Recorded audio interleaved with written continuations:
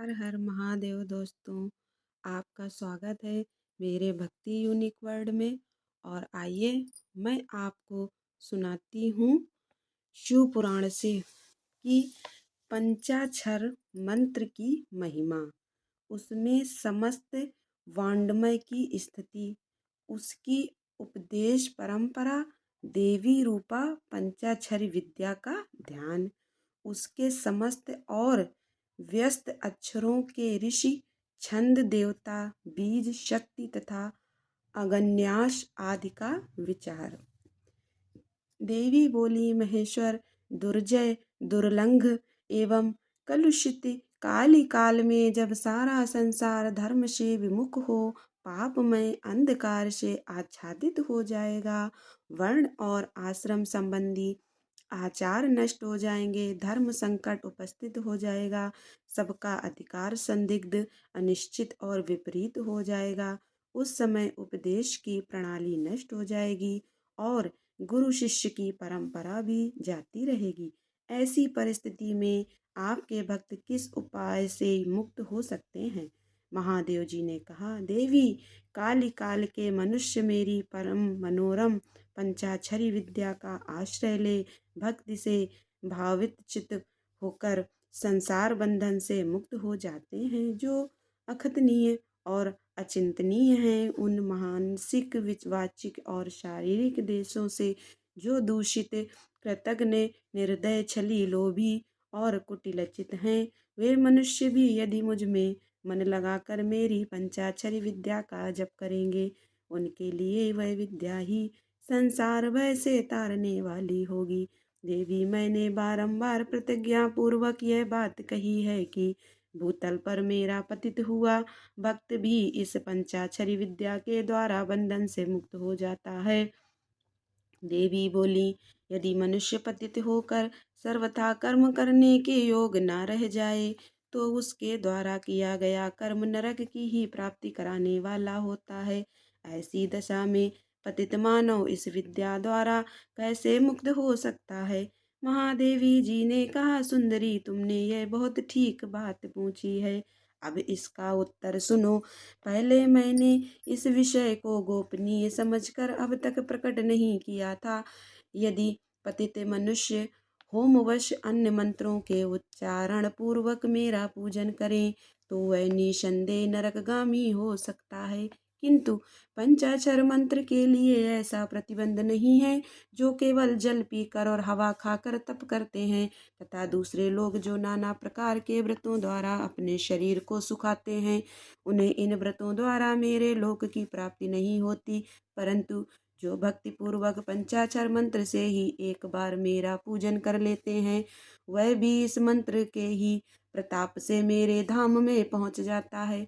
इसलिए तप, यज्ञ, व्रत और नियम पंचाक्षर द्वारा मेरे पूजन की करोड़वीं कला के समान भी नहीं है। कोई बुद्ध हो या मुक्त हो, जो पंचाक्षर मंत्र के द्वारा मेरा पूजन करता है, वह अवश्य ही संसार पाश से छुटकारा पा जाता है। देवी, ईशान आदि पांच ब्रह्मा जिसके अंग हैं, उस षडक्षर या पंचाक्षर मंत्र के द्वारा जो भक्ति भाव से मेरा पूजन करता है, वह मुक्त हो जाता है। कोई पतित हो या अपतित, वह इस पंचाक्षर मंत्र के द्वारा मेरा पूजन करे। मेरा भक्त पंचाक्षर मंत्र का उपदेश गुरु से लेकर चुका हो या नहीं, वह क्रोध को जीत कर इस मंत्र के द्वारा मेरी पूजा किया करे। जिसने मंत्र की दीक्षा नहीं ली है, उसकी अपेक्षा दीक्षा लेने वाला पुरुष कोटि कोटि गुणाधिक माना गया है। अतः देवी, दीक्षा लेकर ही इस मंत्र से मेरा पूजन करना चाहिए। जो इस मंत्र की दीक्षा लेकर मैत्री, मुदिता, करुणा, उपेक्षा आदि गुणों से युक्त तथा ब्रह्मचर्य परायण हो भक्ति भाव से मेरा पूजन करता है, वह मेरी क्षमता प्राप्त कर लेता है। इस विषय में अधिक कहने से क्या लाभ है? मेरे पंचाक्षर मंत्र में सभी भक्तों का अधिकार है, इसलिए वह श्रेष्ठतर मंत्र है। पंचाक्षर के प्रभाव से ही लोक, वेद, महर्षि, सनातन धर्म, देवता तथा यह संपूर्ण जगत टिके हुए हैं। देवी, प्रलय काल आने पर जब चराचर जगत नष्ट हो जाता है और सारा प्रपंच प्रकृति में मिलकर वहीं लीन हो जाता है, तब मैं अकेला ही स्थित रहता हूँ, दूसरा कोई कहीं नहीं रहता। उस समय समस्त देवता और शास्त्र पंचाक्षर मंत्र में स्थित होते हैं, अतः मेरी शक्ति से पालित होने के कारण वो नष्ट नहीं होते हैं। तदनंतर मुझसे प्रकृति और पुरुष के भेद से युक्त सृष्टि होती है। तत्पश्चात त्रिगुणात्मक मूर्तियों का संहार करने वाला अवान्तर प्रलय होता है। उस प्रलय काल में भगवान नारायण देव महामय शरीर का आश्रय ले जल के भीतर शेष सैया पर शयन करते हैं। उनके नाभि कमल से पंचमुख ब्रह्मा जी का जन्म होता है। ब्रह्मा जी तो उन तीनों लोकों की सृष्टि करना चाहते थे, किंतु कोई सहायक न होने से उसे कर नहीं पाते थे। तब उन्होंने पहले अमित तेजस्वी 10 महर्षियों की सृष्टि की, जो उनके मानस पुत्र कहे गए हैं। उन पुत्रों की सिद्धि बढ़ाने के लिए पितामह ब्रह्मा ने मुझसे कहा, महादेव महेश्वर, मेरे पुत्रों को शक्ति प्रदान कीजिए। उनके इस प्रकार प्रार्थना करने पर 5 मुख धारण करने वाले मैंने ब्रह्मा जी के प्रति प्रत्येक मुख से एक एक अक्षर के क्रम से 5 अक्षरों का उपदेश किया। लोक पितामह ब्रह्मा जी ने भी अपने 5 मुखों द्वारा क्रमशः उन 5 अक्षरों को ग्रहण किया और वाच्यवाचक भाव से मुझ महेश्वर को जाना। मंत्र के प्रयोग को जानकर प्रजापति ने विधिवत उसे सिद्ध किया।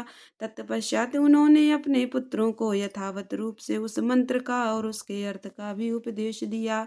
साक्षात लोक पितामह ब्रह्मा से उस मंत्र रत्न को पाकर मेरी आराधना की इच्छा रखने वाले उन मुनियों ने उनकी बताई हुई पद्धति से उस मंत्र का जप करते हुए मेरु के रमणीय शिखर पर मुंजवान पर्वत के निकट 1 सहस्त्र दिव्य वर्षों तक तीव्र तपस्या की। वे लोग सृष्टि के लिए अत्यंत उत्सुक थे, इसलिए वायु पीकर कठोर तपस्या में लग गए। जहाँ उनकी तपस्या चल रही थी, वह श्रीमान मुंजवान पर्वत सदा ही मुझे प्रिय है और मेरे भक्तों ने निरंतर उसकी रक्षा की है। उन ऋषियों की भक्ति देखकर मैंने तत्काल उन्हें प्रत्यक्ष दर्शन दिया और उन 8 ऋषियों को पंचाक्षर मंत्र के ऋषि, छंद देवता, बीज शक्ति, कीलक, षड षडंगन्यास, दिग्बंध और विनियोग, इन सब बातों का पूर्ण रूप से ज्ञान कराया। संसार की सृष्टि बढ़े इसके लिए मैंने उन्हें मंत्र की सारी विधियां बताई। तब वे उस मंत्र के महात्म्य से तपस्या में बहुत बढ़ गए और देवताओं, असुरों तथा मनुष्यों की सृष्टि का भली भांति विस्तार करने लगे। अब इस उत्तम विद्या पंचाक्षरी के स्वरूप का वर्णन किया जाता है। आदि में नमः पद का प्रयोग करना चाहिए, उसके बाद शिवाय पद का। यही वह पंचाक्षरी विद्या है जो समस्त ऋतुओं की सिरमौर है तथा संपूर्ण शब्द समुदाय की सनातन बीज रूपिणी है। वह विद्या पहले पहल मेरे मुख से निकली, इसलिए मेरे ही स्वरूप का प्रतिपादन करने वाली है।